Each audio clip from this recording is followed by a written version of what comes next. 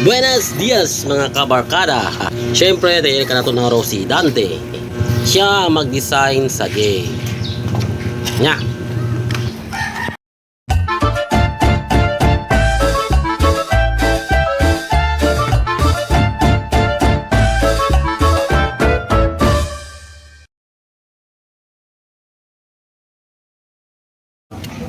Ang kailangan po natin mga kabarkada, yung flat bar para sa design sa gate. Tignan nyo, pupukin mo natin yun sa dulo, tapos iikot dito sa may pako. Yung parang pattern niya pag design. Iikot-ikot lang yan, dahan-dahan para may design siya.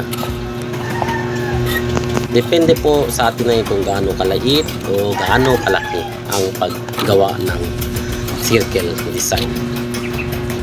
Tapos patapos po nito sa kabila naman ang gagawin natin katulad ng kanina, i-bend muna tapos ipukpok, tapos yan naman ikot na naman sa may pako, parang siya yung guide natin.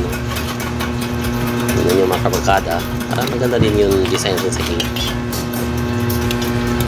Pasensya na po mga kabarkada kasi paminsan po hindi ko talaga ako masyadong nagtatagalog, kaya bulol po yung Tagalog ko.